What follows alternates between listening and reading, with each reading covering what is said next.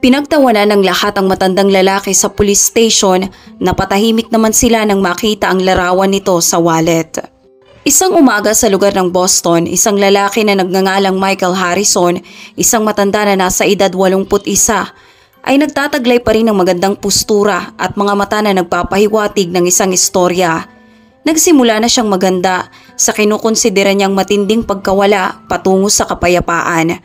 Ang cottage na nakalokasyon sa puso ng Massachusetts ay naghihintay na sa kanyang pagdating, nangangako ng magandang lugar na nakakapagpagaan ng kanyang loob matapos siyang mawala ng mahal sa buhay. "Halika na, Leo," pagtawag ni Michael sa kanyang golden labrador na si Leo, habang inaalok ito ng masarap na makakain. Magkasama nilang hinaharap ang bawat madidilim na araw simula nang mamatay ang nag-iisang anak ni Michael na si Liam, isang sundalo na napupuno ng pangarap at katapangan. Ang kanyang asawa naman na si Maya ay sadyang nag-iwan ng matinding pagbakante sa kanyang puso simula nang ito'y lumisan. Araw-araw ay laging dinadalaw ni Michael ang kanyang anak, dala ang sunflower seed bilang handog na siyang paborito ni Liam. Pangarap kasi ni Liam na sana makagawa ng isang garden shrine dati, at ang buto ng sunflower ang una nitong napili sanang itanim. Walang ibang hinihiling si Michael kundi ang paggabay mula sa kanilang pamilya. Ang lakbayin niya papunta sa cottage ay namamarkahan ng magkahalong emosyon. Iniiwan ang mga pangambang nararanasan niya sa syudad at hayaan ang mga sumusunod niyang araw na maging payapa. "Eto na muna tayo, munting kaibigan. Tayo na lamang muli ang magsasama ng payapa," sambit ni Michael kay Leo habang hinihimas ito sa ulo. Sa pagdating sa cottage, alam ni Michael na magsisimula ang bagong yugto ng kanyang buhay. Siya ay nanuluyan sa isang cottage kung saan iilan lamang ang katabi niyang mga kabahayan, pero ang inaakala niyang mapayapang buhay ay magiging iba pala sa kanyang inaasahan. Una itong naganap sa unang gabi ng kanyang pananatili, kung saan ang isang malakas na ingay ang lumigalig sa kanya, na humahadlang para sa matiwasay niyang pagtulog. Pero ang ingay ng malakas na musikang nagmula sa kabilang bahay ay hindi na rin niya nagawang matiis pa. Ito ay dahil na rin sa kanyang edad at labis na ring nababagabag sa kanyang aso.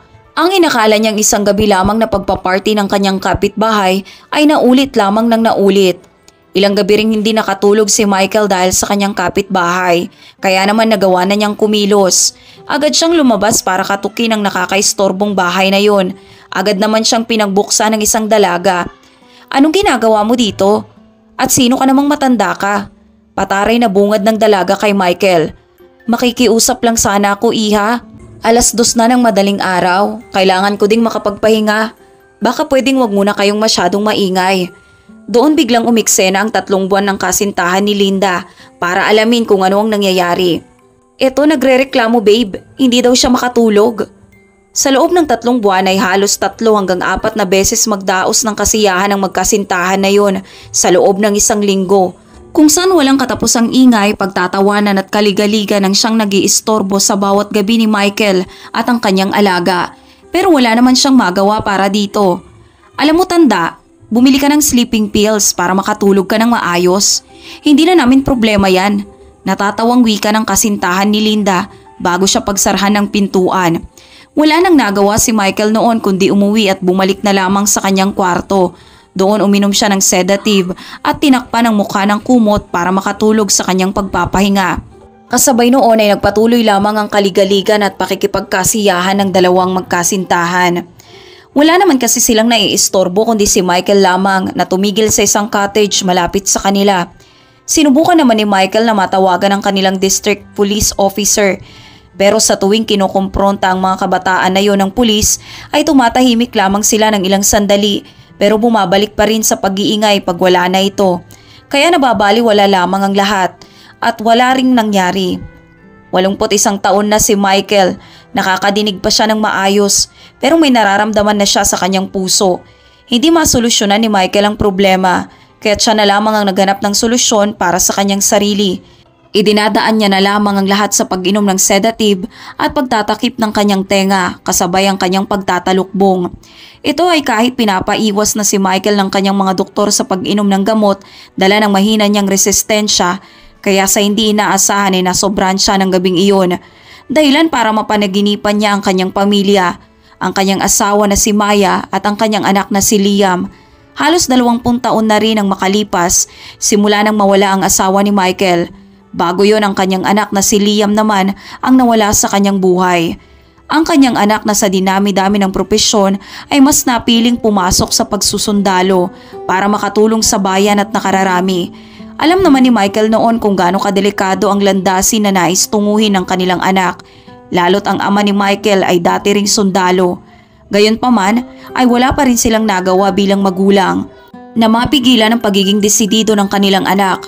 Malayo sa propesyon ng kanyang ama, si Michael noon ay isang guro sa elementarya na nagtuturo ng wastong kaalaman sa mga bata. Kaya nauunawaan niya ang ginagawa lamang ito ng kanilang anak kung ano ang sa tingin nitong tama at nais niyang gawin. Wala na ring nagawa si Michael kundi ang sumuporta sa nais ng kanyang anak bilang isang magulang. Sa puntong siya na rin ang kumukumbinsi sa kanyang asawa noon nung nabubuhay pa ito, nahayaan na lamang si Liam sa kung saan ito masaya. Naaalala pa ni Michael noon ang kwento ng pakikipaglaban ng kanyang ama bilang sundalo noong taong 1941. Nung siya isa pa lamang baguhang lieutenant, sadyang naging matindi ang laban at gera ng mga panahon na yon na naging dahilan ng pagkamatay ng kanyang ama. Kaya nilinaw ni Michael sa kanyang anak na dating nagsakripisyo ng buhay ng kanyang lolo para sa bansa. Kaya siguradong matutuwa ito dahil nagkaroon ito ng matapang na lalaking apo gaya niya, na handang lumaban ano't anuman ang mangyari. Basta't tatandaan mo lamang anak, mag-iingat ka palagi. Dad, huwag kang mag-alala, magiging okay lang ako. Kayang-kaya ko to. Hanggang sa dumating ang panahon kung saan kinakailangan ng mapasabak si Liam sa isang matinding gera at pakikipaglaban, isang bagay na labis nagbibigay ng pag-aalala kina Maya at Michael nung ganap silang nagsasama. Sa bawat gabi ay mas lalo pa silang naguguluhan sa bawat ulat ng balita sa radyo patungkol sa nagaganap na digmaan. Nung una ay napapadalhan pa sila ni Michael ng kanilang anak ng liham para sabihan na okay lamang siya. Pero matapos ang pinakahuling liham na kanilang nabasa ay halos 6 na buwan nang hindi nagpaparamdam si Liam sa kanila. Labis na itong pinagtataka. Hanggang sa isang araw ay mabulabog sila sa isang pagkatok. Dito bumungad sa kanilang isang sundalo. Agad nilang pinapasok ang sundalo na yon kung saan binasa nito sa kanilang harapan ang dinadala niyang dokumento. Malinaw na isinasaad doon na ang kanilang anak na si Liam ay namatay na dinadala ang karangalan ng kanilang bansa sa pagtupad nito sa kanyang tungkulin.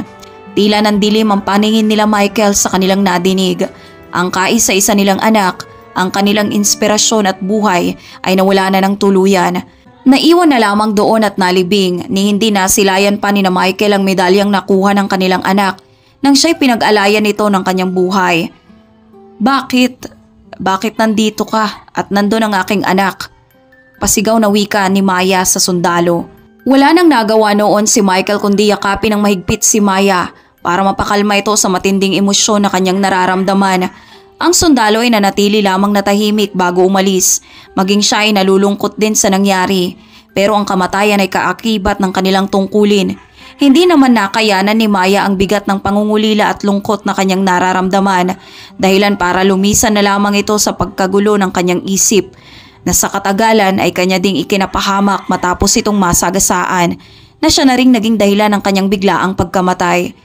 Dito na rin nagretiro si Michael sa pagtuturo dahil sa lungkot ng kanyang pangungulila at nabablangko na ang kanyang isip.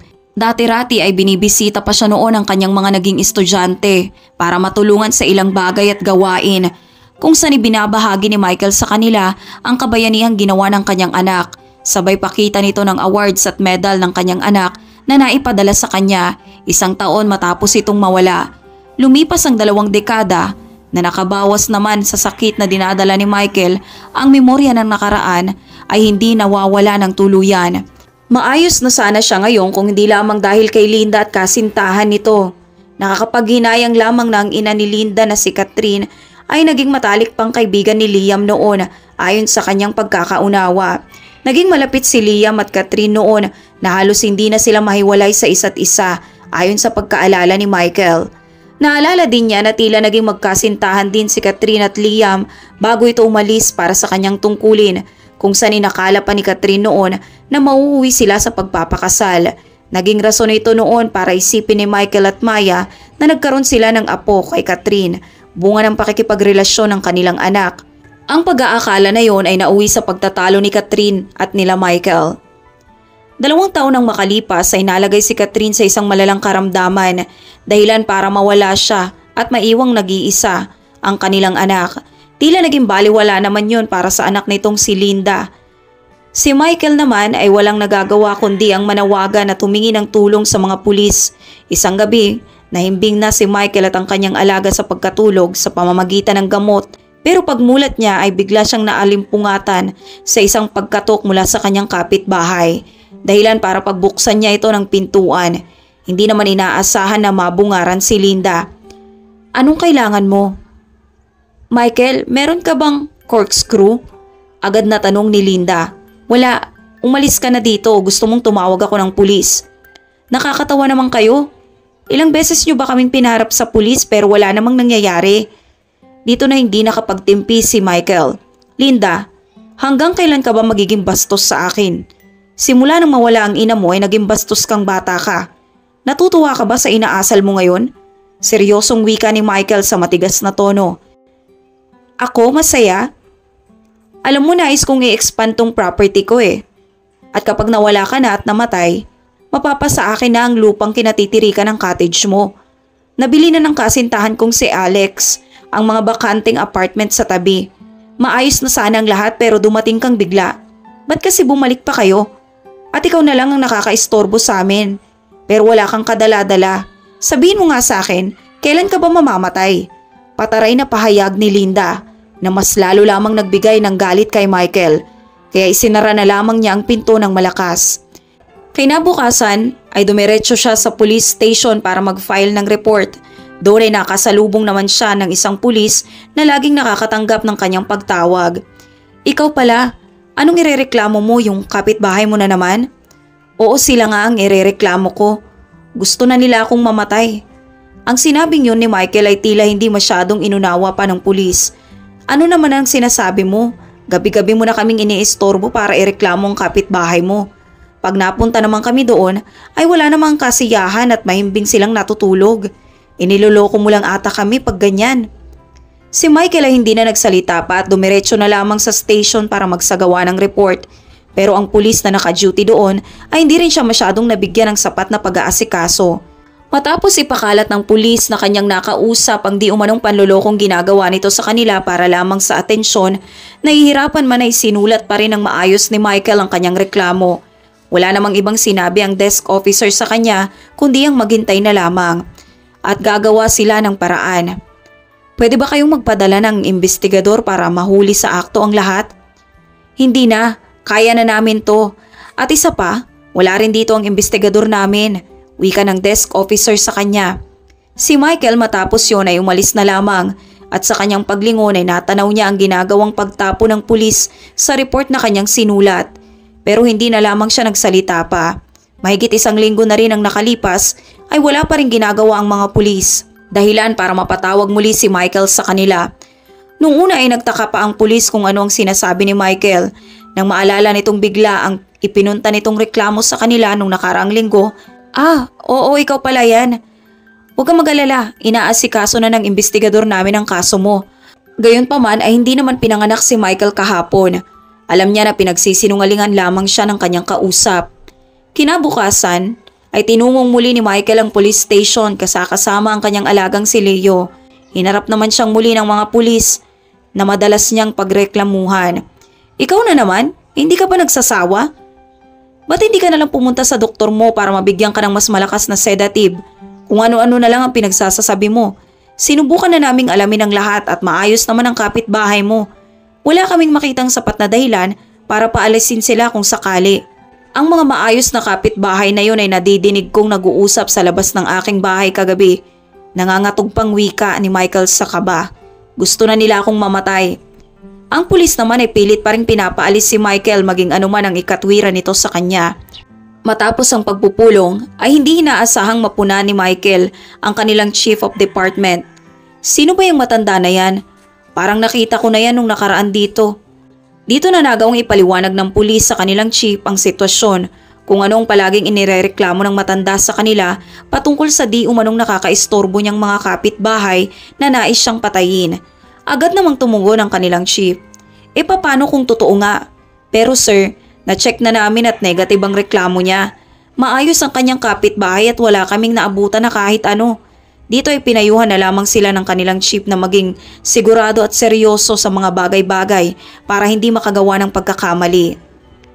Nang araw na yun ay nagpumuilit pa rin si Michael na gumawa ng report at magreklamo kahit inaharang na siya ng ilang pulis na naroroon. Sobra kayo. Pinagmumukha niyo akong sinungaling. Malakas na wika ni Michael nang biglang mapahawak na lamang ito sa kanyang puso dahil sa biglang paninikip ng kanyang dibdib. Doon na lamang nakadama ang mga pulis ng pagkataranta sa mga nangyayari. Agad nilang inalalayan ng matanda na si Michael habang ang alaga nito ay nagtatatahol na sa taranta. Agad nilang pinaupo ito upang makapagpahinga. Ano bang ginagawa mo?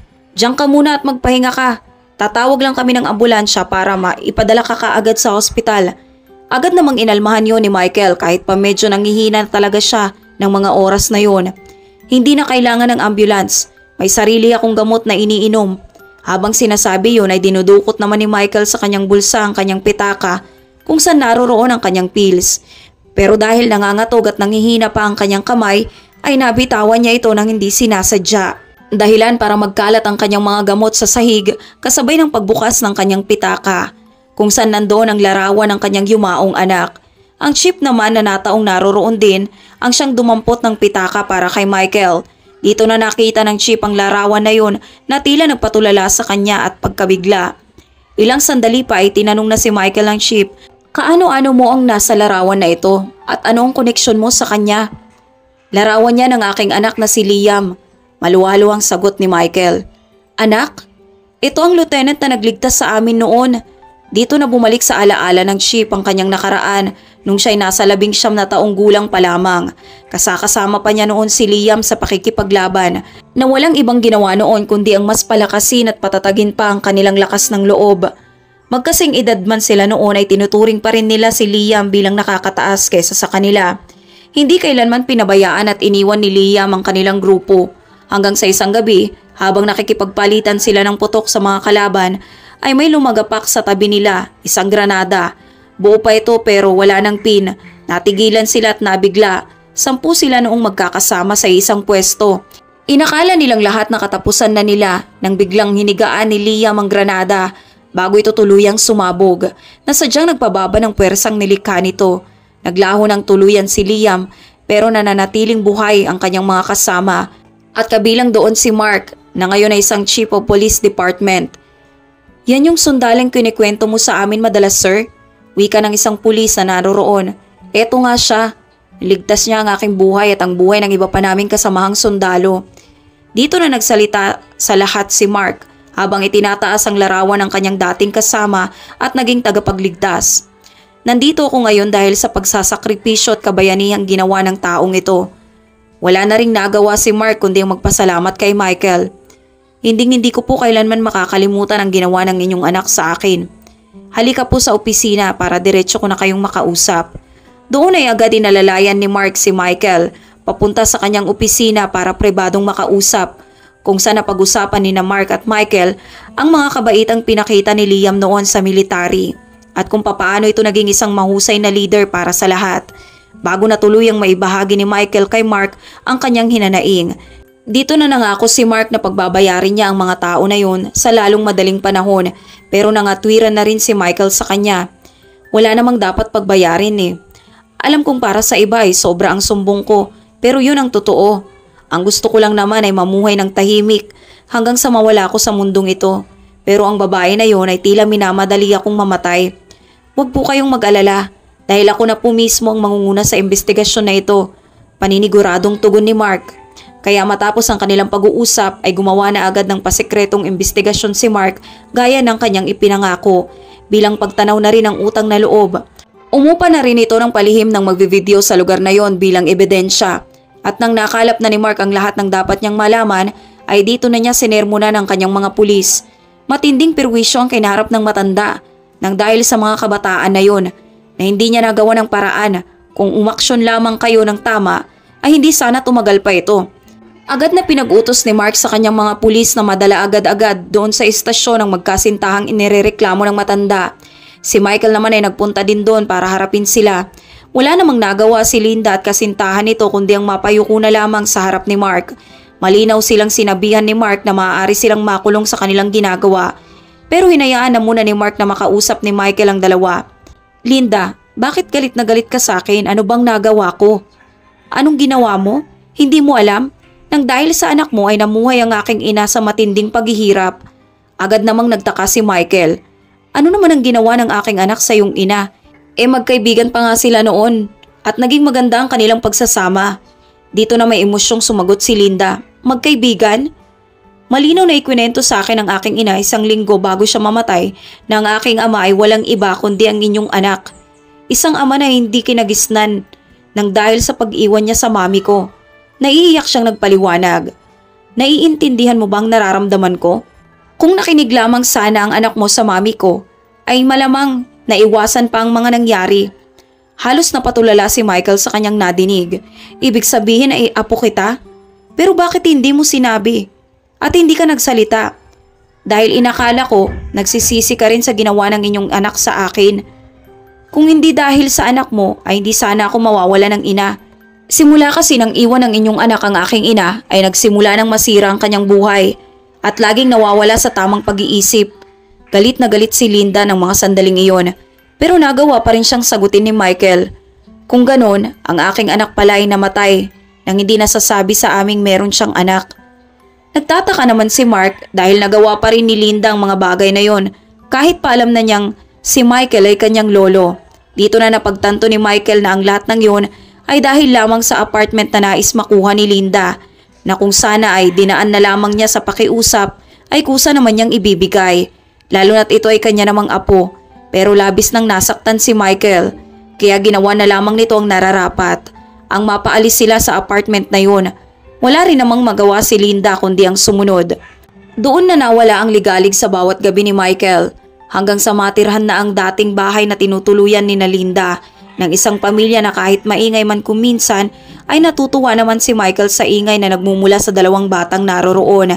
Naging malapit na rin si Michael sa kanyang bagong kapitbahay, lalo pat napag-alaman niya kung gaano ito kabubuti.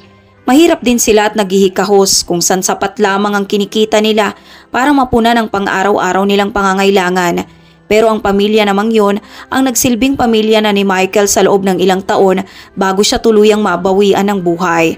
Doon ay walang nagawa ang pamilya na yon kundi magpasalamat dahil sa kanila ay pinamana ni Michael ang titulo ng lupa at cottage na kanyang tinuluyan para na rin sa kinabukasan ng kanilang anak. Habang si Linda naman ay nakatanggap din ng regalo sa kanyang lolo, isang liham kung saan nakalagay ang larawan at medal ng kanyang ama na nagsasabing ito ang iyong ama na dapat mong ipagmalaki.